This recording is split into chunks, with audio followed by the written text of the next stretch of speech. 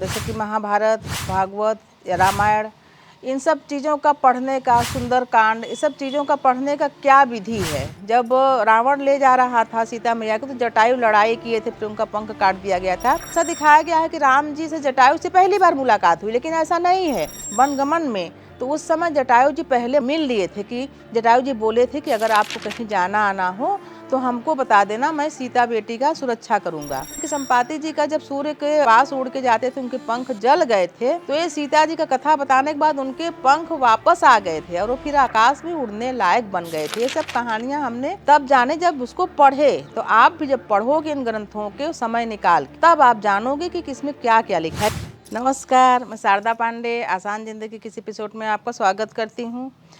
जैसा कि तीज त्यौहार आने वाला है, आपको सभी का वीडियो दूंगी, भी पूर्णिमा का भी वीडियो दी हूँ। आप लोगों का बहुत दिनों से प्रश्न था, बहुत सारे लोगों का, कि कोई भी पुराण ग्रंथ संहिता जैसे कि महाभारत, भागवत या रामायण, इन सब चीज़ों का पढ़ने का, सुंदरकांड, इस सब चीज़ों का पढ़ने का क्या विधि है। आप लोगों ने पूछा था, तो वो विधि बताऊंगी। कैसे पढ़ना है, पढ़ने के पहले क्या करना है, पढ़ने के बाद क्या करना चाहिए, वो सब विधि बताऊंगी। तो इस कली काल में सभी हिंदुओं के यहाँ श्रीमद् भागवत महापुराण होना ही चाहिए। और जैसे कि हम जानते हैं कि भागवत कराना बहुत पुण्य का काम है, कराते भी हैं लोग। लेकिन आप अगर देखोगे भागवत कराने की जो तैयारी होती है, जो विधि होती है, जो वक्ता होते हैं, जो श्रोता होते हैं, उनको जो नियम करना होता है वो नहीं हो पाता है। जो श्रोता होते हैं या जो भागवत कराने वाले जजमान होते हैं, वो मेहमानों के निमंत्रण देने में, व्यवस्था करने में, तैयारियां करने में कि कोई आया उनको चाय मिला कि नहीं, पानी मिला कि नहीं, इसी में व्यस्त रहते हैं। आप ऐसे कितने लोग हैं जो श्री भागवत महापुराण का कथा ध्यानपूर्वक सुने हों और उसको ग्रहण करें हों। यानी उसको अगर आप एक बार सुन लिए तो कोई उसको पूछे तो आप बता सकें, नहीं, बिल्कुल नहीं सुन पाते। जब ठीक सुने ही नहीं तो समझ भी नहीं पाते। जैसे बार बार टीवी में भी आता है भागवत महापुराण, श्री भागवत महापुराण हम सुनते हैं, लेकिन उसको पूरा नहीं सुन पाते, किसी न किसी काम में व्यस्त हो जाते हैं। मेरा क्या कहना है, कोई भी देवी देवता के जिसको आप मानते हो उनके बारे में अगर गहन आप जानना चाहते हो तो उन्हीं का ग्रंथ ले आकर आप घर में पढ़ो, मेरा ये मानना है। मैं आपको दिखाना चाहूँगी कि देखिए, ये है श्रीमद् भागवत महापुराण। तो ये 2 खंड में है, ये पहला और द्वितीय। कहा कि बहुत मोटा हो जाए तो पढ़ने में दिक्कत न हो करके 2 खंड में है। ये पुराण आप अपने घर में मंगवाएं। एक ये है, यहाँ रख देती हूँ, ये प्रथम है और ये द्वितीय है। ये 2 खंड में है। तो यही मैं आपको बताना चाह रही हूँ कि इनको लाल कपड़े में रखना चाहिए। तो ये श्रीमद् भागवत महापुराण में 12 स्कंद हैं और 335 अध्याय है। तो इतना जो जैसे हम एक हफ्ते का साप्ताहिक जो कराते हैं श्रीमद् भागवत महापुराण जो हम कराते हैं, तो इसमें से मुश्किल से 5 या 10% जो कहानियाँ हैं मेन वो आपको सुनाई जाती हैं। जैसे कि अजामिल की कहानी और जो सदन कसाई की कहानी, या और जो भी पुराणों में है उनकी कहानी, और गौकर्ण की कहानी। तो श्रीमद् भागवत महापुराण की राजा परीक्षित के पास 7 दिवस ही थे, 7 दिन ही थे। तो उनके मुक्ति के लिए ये निर्धारित किया गया कि सुखदेव जी उनको महापुराण, ये श्रीमद् भागवत महापुराण सुनाएंगे। पहले वक्ता सुखदेव जी हुए और पहले श्रोता ये हुए राजा परीक्षित जी। 7 दिनों में ये पूरा, यानी कि जैसे इसका नियम पहले कि 7 दिन में इतना 12 स्कंद और 335 अध्याय कैसे सुनाए होंगे। तो इसका जैसे कि 4 घंटा या 5 घंटा होता है, ऐसा नहीं। सूर्य उदय के बाद यानी कि पूरा तैयारी करके पूरा दिन पढ़ते थे, और पूरा दिन पढ़ने के बाद उसके बाद शाम को फलहार वगैरह करके, श्रोता और वक्ता दोनों फलहार वगैरह करके सोते थे, यानी भजन कीर्तन के बाद। तब ये पूरा हुआ था।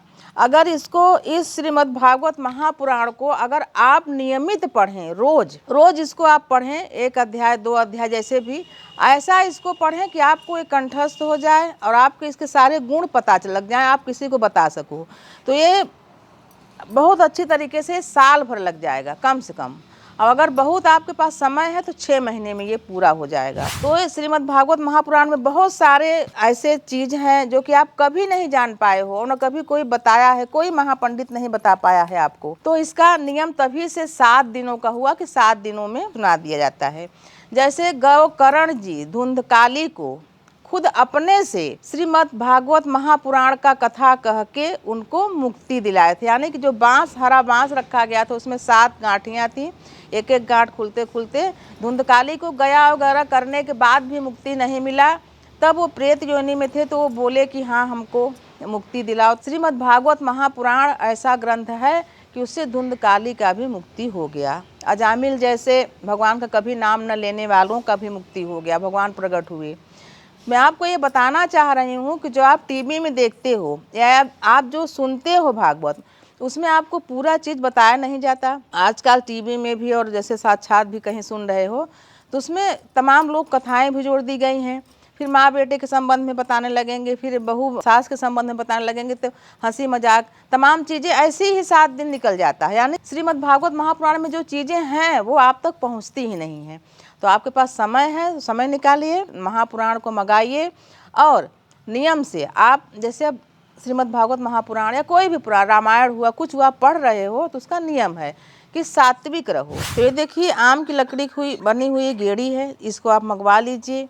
तो जैसे कि आप ऐसे किसी चौकी वगैरह में रख के जब पढ़ेंगे तो एक ग्रंथ पूरा खुल जाएगा। ये देखिए ऐसे मान लो चौकी में हम रखते हैं उदाहरण के लिए ऐसे, तो इस टाइप का हम पढ़ेंगे या हाथ में लेकर इस टाइप का, तो कितने देर तक। तो इसमें सावधानी के लिए कि ग्रंथ खराब ना हो, यहाँ इसमें रखें और ऐसे पढ़ते जाएं, बहुत सुविधा रहेगी। और ये नियम रखें कि जब भी आप ग्रंथ को पढ़ें और लघु शंका के यानी बाथरूम वगैरह आपको जाना हो तो ये ग्रंथ ऐसे ही खुला नहीं होना चाहिए। इसमें ये लगा हुआ है, आप देखिए ये चीज़, तो ये धागा को लगा दीजिए कि आप इस पन्ना को पढ़ रहे थे और फिर ग्रंथ को ऐसे बंद करके जाइए। ये नियम है, ऐसा नियम निभाना चाहिए। और ये जो मैं इसको गेड़ी को दिखा रही हूँ, हमारे पास अभी चौकी हम नहीं लाए हैं यहाँ, तो जैसे मैं हर पूजा में बताती हूँ कि हृदय के पास इतना ऊंचा, तो इतने ऊंचाई में ज़्यादा आपको गर्दन भी नहीं झुकाना पड़ेगा। चौकी में इस गेड़ी को रख के इतने ऊंचाई में ग्रंथ को पढ़ना चाहिए। जैसे मान लीजिए आप महिला हैं, सुबह आपके पास टाइम नहीं है, दोपहर में भी टाइम नहीं है, खाना पीना बनाए खाए जो भी, वैसे नियम है, आजकल का नियम भी बना दें कि 3 बजे के 2:30 बजे के बाद ही भागवत पुराण शुरू होता है। तो आप दोपहर के बाद भी कर सकते हैं, लेकिन उसमें क्या करना है कि आप एक बार फिर स्नान करेंगे, जो कपड़े पहने रहेंगे उनको बदल लेंगे, साफ कपड़े पहनेंगे, मुंह साफ रख करके खुद आसन पर बैठेंगे और प्रभु के पास एक कलश रखेंगे, एक दीप जलाएंगे। जिस देवता का, यानी जैसे भागवत महापुराण, आप श्रीमद् भागवत महापुराण पढ़ रहे हो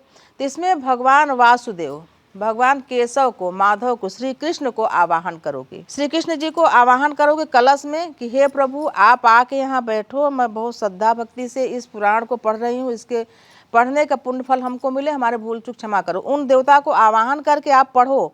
पढ़ने के बाद जो कलश का जल होगा उसको तुलसी में डाल दोगे। जब भी पढ़ने बैठोगे तो उस कलश में जल भरोगे और तुलसी में उठने के बाद डाल दोगे। अब अगले दिन ऐसे करोगे और दीप भी जलाओगे, उन देवता का आवाहन कर दो। अगर आप रामायण पढ़ रहे हो तो सिया राम जी को आवाहन करोगे, या जो भी आप ग्रंथ पढ़ रहे हो, देवी भागवत पढ़ रहे हो तो देवी दुर्गा को आवाहन करोगे। जो भी ग्रंथ, विष्णु पुराण पढ़ रहे हो तो विष्णु जी को, शिव पुराण पढ़ रहे हो तो शिव जी को आवाहन करोगे उनके मंत्रों से। जैसे भगवान जी को ओम नमो भगवते वासुदेवाय, भगवान केशव को, कृष्ण जी को ओम नमो भगवते वासुदेवाय, शिव जी को ओम नमः शिवाय, दुर्गा मैया जी को दुर्गा मैया के मंत्र से उनको आवाहन करिए। तो आप एकदम सात्विक रहिए, बिल्कुल मांसाहार वगैरह नशा पत्ती नहीं करना है, ग्रंथ को पढ़िए। जैसे जो आयोजन करवाते हैं, आयोजन कराना में कोई बुराई नहीं, आयोजन करवाइए आप, लेकिन मेरा ये कहना है कि आप इनको पढ़िए। पढ़ने के बाद एक दिन का आयोजन करवाइए, उसमें आप इसको तो जान गए हो, पढ़ लिए हो, फिर जो भागवत महापुराण का जो आयोजन होता है, जैसे हम सत्यनारायण की कथा सुनते हैं, इनको पहले पूजा करके आप इनको पढ़ोगे, फिर इनको रख के आरती पूजा करके जो भी आपको भोज कराना है, वो कुछ कराना है और पुरोहित को दान देना है, वो सब करिए। लेकिन अगर आपको ज्ञान प्राप्त करना है तो आप खुद पढ़िए। अब ऐसा मत पढ़िए कि इनको पढ़ना ही है, ऐसा पढ़िए कि जैसे एक अध्याय आपने पढ़ा तो क्या आपको समझ में आया? अगर आपको एक बार में समझ में ना आए तो 2 बार पढ़िए। पहले इसलिए भी लोग आयोजन करवाते थे क्योंकि ये सारे ग्रंथ संस्कृत में थे, संस्कृत जन साधारण के समझ में नहीं आती थी, लोगों तक नहीं पहुंच पाती थी। तो समय समय पर महापुरुष लोग आए जो कि देव स्वरूप, जैसे कि संत ज्ञानेश्वर आए, जैसे कि तुलसीदास जी आए, रामायण को हिंदी में किए, रामचरितमानस को बनाए। उसी प्रकार से सारे ग्रंथों को हिंदी में किया गया। शंकराचार्य जी सारे ग्रंथों का जीर्णोद्धार किए।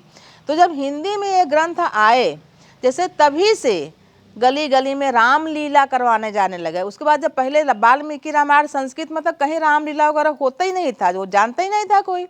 तो कहीं अयोध्या से, कहीं चित्रकूट से, कहीं जब महापंडित लोग आते थे तो कहीं बड़े लोगों के यहाँ रुक के कुछ भी जब आयोजन धार्मिक होता था तो डुगडुगी पिटवा के उनको सबको संबोधित किया जाता था, सबको बताया जाता था कि चलो यहाँ पर ये भागवत हो रहा है, रामायण हो रहा है। तो सब लोग उस जगह आके सब लोग अपने अपने हिसाब से सहयोग करते थे, ये नियम था। लेकिन अब तो आपके हाथ में है, हिंदी में है, आप अपने घर में मंगा कर पढ़िए। जैसे तुलसीदास जी क्या किए कि वाल्मीकि रामायण के संस्कृत में हिंदी में किए। हिंदी में करने के बाद उन्होंने श्री बजरंगबली जी का हनुमान चालीसा, हनुमान अष्टक, हनुमान बाहुक और हनुमान जी की आरती, श्री राम अवतार, श्री राम स्तुति, इन सब का भी उन्होंने लेखन किया, इन सब का भी उन्होंने उत्पत्ति किया तुलसीदास ने। तो हम सिर्फ आपको ये कह रहे हैं कि कोई भी, जैसे बहुत सारे लोग सुंदर कांड पढ़ना चाहते हैं तो सुंदर कांड भी पढ़ना शुरू करें, तो सुंदर कांड आप एक दिन में पढ़ लोगे। वही नियम है, कलश रखो, दीप जलाओ। जैसे रामायण, अखंड रामायण, बहुत सारे लोग मानते हैं कि हमारी एक मनौती पूरी हो जाएगी तो हम अखंड रामायण कराएंगे। तो अखंड रामायण में जो काव्य गाया जाता है वो बड़ा सुंदर लगता है, लेकिन अगर आप उसको पढ़ो वो 24 घंटा में 24 घंटा में पूरा हो जाता है, जल्दी जल्दी जल्दी जल्दी उसको गा लेते हैं। लेकिन अगर आप रामायण को पढ़ना चाहो, जानना चाहो, तो खुद आप रामायण पढ़ो जो कि हिंदी में है। और अलग अलग लेखकों के द्वारा अलग अलग भ्रांतियां हैं, अलग अलग लेख है। जैसे बहुत सारे लोग क्या बोलते हैं कि सीता जी श्री वाल्मीकि जी के आश्रम में धरा समाधि ली थी, यानी धरती में समाई थी। बहुत सारे लोगों को, जैसे श्री रामानंद सागर जी जो दिखाए हैं, उसमें क्या है कि माता सीता अयोध्या आती हैं, वहाँ धरा में समाई हैं। तो अलग अलग लोगों का मत भी है। बहुत, जितने रामायण हैं उतने मत हैं। जैसे कि आप रामायण में देखे होंगे कि जटायु जी जब रावण ले जा रहा था सीता मैया को, तो जटायु लड़ाई किए थे, फिर उनका पंख काट दिया गया था। तो पहली बार ऐसा दिखाया गया है कि राम जी से जटायु से पहली बार मुलाकात हुई, लेकिन ऐसा नहीं है। जब आप रामायण पढ़ के देखोगे तो उसमें ऐसा है कि जब राम जी को, दशरथ जी को, जटायु, संपाति, ये सब जानते थे। दशरथ जी को, अयोध्या को, सबको जानते थे और अच्छे खासे मित्र थे दशरथ जी के, इसलिए उनके हिसाब से राम जी भी उनके मित्र के पुत्र हुए। तो जब ये लोग आए वनगमन में, तो उस समय जटायु जी पहले मिल लिए थे कि जटायु जी बोले थे कि अगर आपको कहीं जाना आना हो तो हमको बता देना, मैं सीता बेटी का सुरक्षा करूँगा। लेकिन इतनी जल्दी जल्दी ये सब चीज़ें हुई कि वो ऐसा नहीं हो पाए। तभी सीता हरण के समय रावण से लड़ाई किए थे। तो मैं आपको ये सब बताना चाहती हूँ कि ये सब रामायण में है, अलग अलग रामायणों में है। आप पढ़ के देखें, इनको जाने। संपाति जी समुद्र के पास जब जो भी जानकारी थी सीता जी के बताए, तो ये मान्यता है कि संपाति जी का जब सूर्य के पास उड़ के जाते थे, उनके पंख जल गए थे। तो ये सीता जी का कथा बताने के बाद उनके पंख वापस आ गए थे और वो फिर आकाश में उड़ने लायक बन गए थे। ये सब कहानियां हमने तब जाने जब उसको पढ़े। तो आप भी जब पढ़ोगे इन ग्रंथों के समय निकाल के, तब आप जानोगे कि किसमें क्या क्या लिखा है। यहाँ तक कि जो गरुड़ पुराण है, जो आज के वैज्ञानिक अध्ययन करके बड़ी बड़ी मशीनें लगा के जानते हैं, गरुड़ पुराण में ये दिया गया है कि जब माँ गर्भवती होती है तो किस किस अंग का निर्माण कितने कितने दिनों में हो जाता है, ऐसा बताया गया है। तो आप सोचिए कि आज का विज्ञान तेज है कि वो विज्ञान तेज था। वो कहाँ से, वो पद्धति कहाँ से पाए थे। हम क्या जानते थे अभी कि गौ का दान का बहुत महत्व है, नंदी का दान का बहुत महत्व है। लेकिन गरुड़ पुराण जब हम पढ़े जाने तो जो महिष भैंस होती है उसके भी दान का बहुत महत्व है। और तमाम चीज़ें ऐसी बताई गई हैं। आपको गरुड़ पुराण पढ़ना हो तो गरुड़ पुराण भी पढ़ें, जानकारी है, जानकारी सब ग्रंथों की लेनी चाहिए। तो ये भागवत, श्रीमद् भागवत महापुराण अभी कलिकाल में बहुत प्रभावी है। जैसे मैं आपको जो नियम बता रही हूँ कि कलश रखें, फिर उसका जल डालें, आप अगर ये सब नहीं भी कर पाते तो सिर्फ एक छोटा सा दीप जलाकर भी इनको पढ़ें। ऐसी मान्यता है कि श्रीमद् भागवत महापुराण जिनके घर में होता है स्वच्छता से, और वो मनन अध्ययन अच्छे से मन लगा के श्रद्धा से करते हैं, तो उनके घर में कभी अशांति नहीं होती, क्लेश नहीं होता, अकाल मृत्यु नहीं होती। और संस्कृत में है तो आप हिंदी में दिया गया अनुवाद करके हिंदी में भी आप पढ़ सकते हैं। तो आप श्रीमद् भागवत महापुराण रखें और सात्विकता से एकदम वेज होके, शाकाहारी होके भगवान का ये पढ़ें। श्रीमद् भागवत महापुराण में भगवान का पूरे अवतारों का लेख किया गया है, पूरे इनके चरित्र का लेख किया गया है, सृष्टि की उत्पत्ति का लेख किया गया है। और गीता पुराण जो है उसमें भगवान कहे हैं, यानी अपना व्याख्यान दिए हैं और अर्जुन को गीता पुराण में जो लिखा है वो सुनाए हैं। महाभारत के ही अंश है गीता। श्रीमद् भागवत महापुराण पढ़ो, आप जानोगे कि इसमें भगवान की कितनी रहस्य, और आज भी जो हम दिनचर्या जी रहे हैं उनके बारे में भी सभी कुछ ज्ञान विज्ञान सभी कुछ बताया गया है। पढ़ने के बाद आप जो भी दान पुण्य उत्सव समारोह करना चाहते हैं वो सब कर लें। अगर आपको पूरी तरह से जानकारी चाहिए श्रीमद् भागवत महापुराण का तो आप खुद पढ़ें इनको। तो मैं आपको बताई हूँ, तो जैसे आपको शिव महापुराण पढ़ना है तो आप तिथियों से लेंगे तो त्रयोदशी से शुरू कर सकते हैं, सोमवार को शुरू कर सकते हैं, दिन से लोगे तो। और अगर आप श्रीमद् भागवत महापुराण शुरू करना चाहते हैं तो उसमें महीने का भी ख्याल रखें। यानी जो अभी मास चल रहा है, जैसे कि माघ महीना चल रहा है, ये बहुत शुभ महीना है। फागुन महीना भी बहुत शुभ महीना है। चैत्र महीना और पूस महीने में इन सब चीज़ों का थोड़ा सा जब शुरुआत करो तो अच्छे महीने में करना चाहिए। श्रीमद् भागवत महापुराण करना है तो गुरुवार के दिन, विष्णु जी का पुराण पढ़ना है तो एकादशी के दिन, दुर्गा मैया का पढ़ना है तो गुरुवार या बुधवार या सोमवार से शुरू करो, माँ लक्ष्मी जी का पढ़ना है तो शुक्रवार या सोमवार से शुरू करो। तो यही सब चीज़ें रहती हैं, इनको ध्यान रखना चाहिए। लेकिन स्वच्छता का बहुत ध्यान रखना चाहिए। जब आप बाथरूम वगैरह जाएँ तो अच्छी तरह से, अगर बाथरूम भी जाते हैं तो अच्छी तरह से हाथ पाँव धोएं और कुल्ला करें, और वस्त्र पर फिर से जल छिड़कें और आचमन करके फिर से दोबारा आप पढ़ने बैठ सकते हो। ऐसा नहीं कि बाथरूम गए आके फिर पढ़ने लगे। जब आप स्वच्छता से और श्रद्धा से कोई भी ग्रंथ पढ़ोगे, किसी भी देवता के बारे में जानना चाहोगे, तो वो देवता भी आपके ऊपर कृपा करने लगते हैं, आपकी कामना पूरी करने लगते हैं। जैसे कि तमाम देख लो, जितने भी हमारे साधु संत हैं वो किसी एक देवी देवता का अध्ययन करते हैं, उनके बारे में पूरी तरह से जानते हैं, उनकी श्रद्धा उन पर हो जाती है, उनकी देवी देवता की कृपा उनके ऊपर हो जाती है, जो बहुत श्रद्धा से पढ़ते हैं। तो आपको मैं इस बारे में बताई। अब आप लोग ऐसा करें, जो भी आपके प्रश्नों के उत्तर होंगे उसका हम जवाब देते रहेंगे। तो आप सब हमारे चैनल आसान ज़िंदगी को सब्सक्राइब कर लें, हमारे साथ बने रहें, देखते रहें आसान ज़िंदगी। तब तक के लिए नमस्कार।